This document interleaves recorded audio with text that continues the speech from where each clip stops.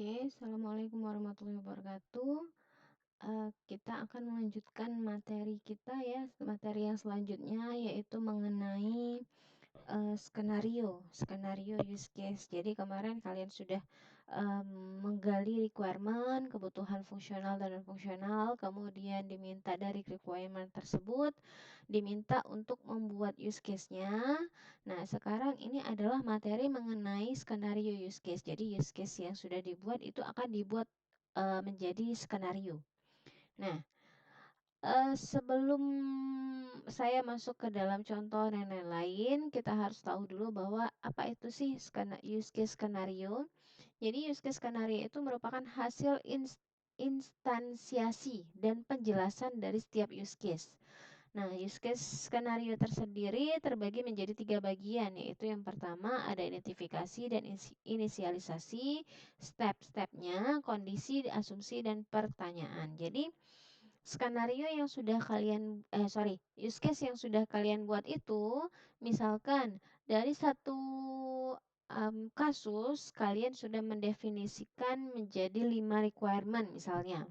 Kemudian dari 5 requirement tersebut bisa dibuat menjadi gambarnya menjadi 3 use case.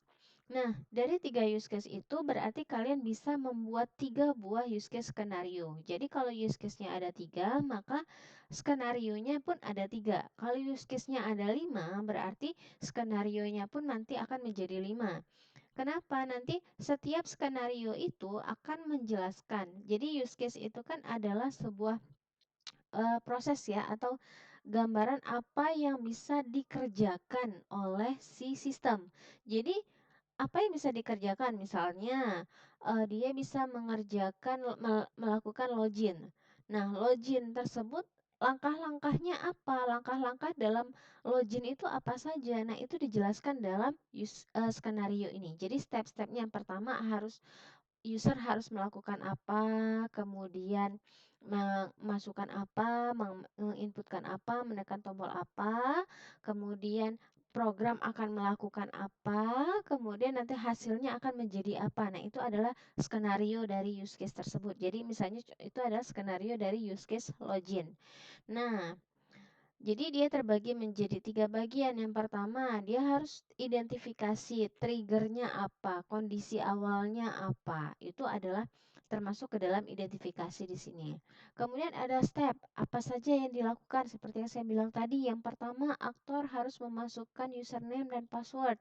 Kemudian menekan tombol login. Kemudian sistem melakukan proses validasi, pengecekan misalnya mengecek username dan password tersebut. Kemudian nanti kalau pengecekan berhasil, maka dia akan menampilkan apa? Menampilkan misalkan menampilkan halaman utama misalnya seperti itu. Nah, itu adalah contoh dari skenario. Nah, ini komponen skenario use case ada beberapa komponen di sini. Ada nama, penjelasan tentang nama dari use case, aktor ya, siapa saja yang bisa mengakses use case tersebut. Misalnya hanya admin. Kalau login tadi misalnya admin, pegawai, manajer bisa mengakses login. Tapi kalau misalkan use case melihat laporan misalnya, nah aktornya berarti mungkin hanya admin saja yang bisa melihat laporan seperti itu. Goals, tujuan ya, menjelaskan apa yang aktor dapatkan dari use case. Jadi setelah melakukan atau mengerjakan atau menggunakan use case ini, apa yang didapatkan oleh aktor? Itu adalah tujuannya. Prekondisi. Jadi pre-decision atau prekondisi itu kondisi apa ya, kondisi sistem sebelum use case dijalankan. Misalkan kalau login tadi sistemnya sudah aktif, itu adalah prekondisi. Atau misalnya user bisa ada cerita kalau misalkan user itu bisa melakukan atau melihat laporan kalau sudah login. Ya, berarti prekondisinya apa? Prekondisi adalah admin sudah login. Nah, itu adalah prekondisi. Maka setelah prekondisi tersebut dijalankan, admin sudah login, maka dia baru bisa melakukan atau melihat laporan penjualan, misalnya seperti itu. Summary ya, ringkasan tentang deskripsi formal dari use case ini apa saja penjelasannya, misalnya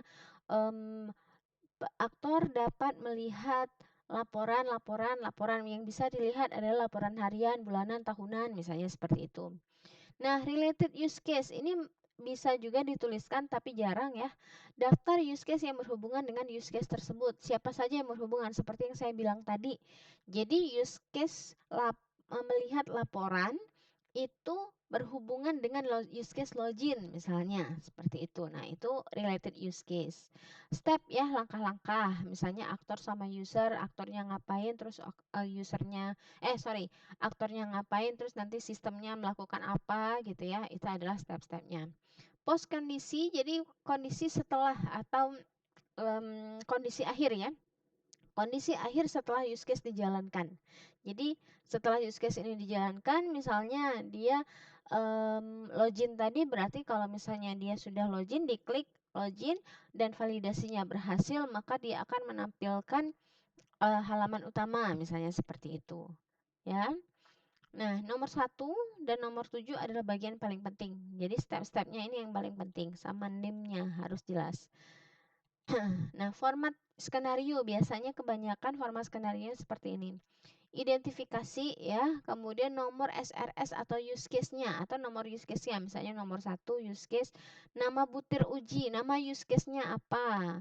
Kemudian aktornya siapa saja, tujuan untuk use case-nya ngapain. Deskripsi dijelaskan ya, use case ini ngapain, penjelasan tentang use case ini. Boleh misalnya tentang aksinya atau tentang bisa melakukan apa saja use case ini, membutuhkan apa saja itu. Nah, ini kondisi awal sama seperti precondition di sini tadi, kondisi awal. Jadi misalkan use case-nya sudah aktif atau use case-nya harus harus login dulu baru bisa melakukan use case melihat laporan tadi seperti itu. Nah, Trigger ini sebenarnya kadang ada, kadang nggak ada juga. Trigger ini seperti kita sebagai pemicu gitu, pemicu untuk use case ini dapat dikerjakan. Triggernya apa gitu? Misalnya use case ini bisa akan dikerjakan kalau orang menekan klik tombol login. Nah, itu adalah triggernya. Klik tombol login baru berjalan use case-nya, misalnya seperti itu. Tapi kadang ada, kadang nggak ada. Nah, jadi skenario ini bukan hanya satu skenario ya. Kan ada beberapa skenario. Dalam satu use case bisa menjadi, contohnya kalau di sini dibuat dalam 3 skenario. Yang pertama ada skenario normal, ada skenario alternatif 1 dan alternatif 2 ya. Nah, jadi akan ada beberapa skenario dalam satu use case. Misalkan use case login, misalnya saya buat login di sini ya. Saya contohkan, nomornya nomor 1, misalnya ini use case login. Ini ya, login nomornya 01 saya buat ya nomornya. Ya, diisi aktornya siapa-siapa. Kemudian skenario normal. Maksud skenario normal ini kalau dia berjalan dengan baik atau berjalan dengan benar. Jadi aktornya dia masukkan apa? Misalnya aktornya menginputkan username dan password yang benar, kemudian klik tombol login, kemudian sistem akan melakukan apa? Melakukan validasi misalnya. Melakukan validasi benar, maka dia akan menampilkan halaman utama. Nah, kondisi akhir dari skenario normal itu adalah misalnya menampilkan halaman utama karena username dan passwordnya benar. Nah, bagaimana kalau username dan passwordnya salah? Itu masuk ke dalam skenario alternatif. Ya, misalkan dimulai dari dia bisa dituliskan nomornya, misalkan karena nomornya tadi kan input username sama password, kemudian klik tombol, mungkin sama ya, nomor 1, nomor 2 sampai nomor 2, kemudian mulai nomor 3 dia melakukan validasi tapi salah. Misalnya 4 menampilkan halaman login kembali. Nah, itu kan beda kan skenario kondisi akhirnya antara skenario normal sama skenario alternatif. Kondisi akhirnya beda. Kalau skenario normal dia menampilkan yang benar. Tapi kalau misalnya alternatif itu sesuatu yang selain dari yang normal tadi, misalnya yang salah dimasukkan apa. Jadi ada skenarionya juga. Nih ya, bisa juga bisa 2 kali alternatifnya, alternatif 1 ataupun alternatif 2. Contohnya seperti ini. Nah, ini contoh dari format skenarionya. Nah, sekarang mungkin saya langsung aja masuk ke dalam contoh. Di sini sudah ada contoh, misalnya ada 2 buah use case sistem mesin penjual otomatis. Jadi vending machine ya, ada pembeli bisa membeli produk, admin bisa mengubah data produk. Ada 2 buah use case di sini. Berarti kalau ada 2 buah use case berarti akan ada 2 buah skenario. Yang pertama dicontohkan dulu, misalnya ini yang skenario nomor 1 yaitu adalah membeli produk. Jadi yang membeli produk yang atas. Nama Bu teruji adalah membeli produk. Aktornya siapa? Aktornya tadi pembeli ya. Oke. Aktornya pembeli. Tujuannya, pembeli mendapatkan produk yang ingin dibeli. Deskripsinya menggambarkan pembeli melakukan pembelian produk melalui mesin otomatis. Kondisi awalnya mesin idle. Ya, kondisi awalnya apa? Mesinnya idle atau aktif, menunggu koin. Triggernya, pembeli input benda ke tempat pembayaran di mesin otomatis. Kalau dia sudah input, maka sistem akan langsung bekerja, gitu ya. Nah, di sini akan ada 3 buah skenario untuk use case membeli produk. Jadi skenario normal yang pertama itu adalah jumlah uang yang diinput pembeli lebih besar dari harga produk yang dibeli. Jadi uangnya lebih gitu. Nanti ada skenario alternatif, pembeli input koin palsu. Kemudian ada skenario alternatif 2, pembeli membatalkan pembelian. Jadi kita lihat dulu yang skenario yang normal, jumlah uang yang diinput pembeli lebih besar dari harga produk yang dibeli. Jadi aktornya pembeli input benda berupa koin ke tempat pembayaran di mesin otomatis. Kemudian sistemnya memvalidasi ukuran berat, ketebalan, dan tepi koin, menghitung jumlah koin yang diinputkan, menyimpan koin ke dalam tempat penyimpanan, mengaktifkan data pemilihan produk. Aktif ya data pemilihan produk. Kemudian pembeli memilih produk yang ingin dibeli. Dia pilih misalnya ingin beli apa. Kemudian sistemnya sudah klik tombol misalnya beli gitu, yang mana yang mau dibeli. Sistemnya melakukan pengecekan terhadap pilihan produk, melakukan pengecekan terhadap produk yang dipilih, mengambil harga produk yang dipilih dari database, menghitung harga produk dengan jumlah koin, mengeluarkan produk, kemudian mengeluarkan koin kembalian, kemudian menonaktifkan kembali data pemilihan produk. Jadi udah itu sudah keluar. Karena di sini uangnya lebih besar ya, lebih berarti akan ada kembalian, maka dia sudah keluarkan produk, keluarkan koin, dan dia matikan kembali data pemilihan dan mesin idle kembali. Kondisi akhirnya dari skenario normal adalah pembeli mendapatkan produk yang dibeli dan uang kembalian, mesin kembali menunggu koin atau mesin kembali idle. Seperti itu. Ini adalah skenario normal. Skenario alternatif yang pertama, pembeli input koin palsu. Jadi dimulai dari nomor 1 sama nomor 2. Nomor 1 sama nomor 2 katanya sama. Karena dia menginput benda berupa koin, kemudian memvalidasi berat ini ya, tapi salah kan? Tapi tidak sesuai. Kemudian langsung sistem mengembalikan benda yang diinput oleh pembeli. Tapi kalau nomor 3 yang normal tadi kan menghitung ya, karena dia memvalidasinya benar. Tapi kalau yang alternatif di sini karena dia sudah memvalidasi tapi salah, maka dia langsung mengembalikan benda yang diinput. Kondisi akhir adalah mesin menunggu kembali koin dari pembeli. Beda ya. Sekarang, skenario alternatif pembeli membatalkan pembelian. Lagi beli, koinnya benar, sudah koinnya benar, sudah pilih tapi batal, klik batal. Nah ya. Jadi misalkan nomor 1 sampai nomor 9 katanya sama, nomor 1 sampai nomor 9 sama. Sudah mengambil harga produk, tiba-tiba klik tombol batal. Nah, ketika klik tombol batal, maka sistem akan mengembalikan ini 11 ya kayaknya. 11. Bentar. Ini 12.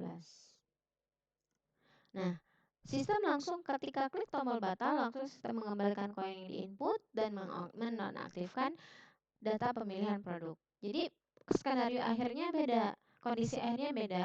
Mesin menunggu koin dari pembeli, ya, tapi pembeli mendapatkan koin tersebut, koin yang sudah diinputkan tadi.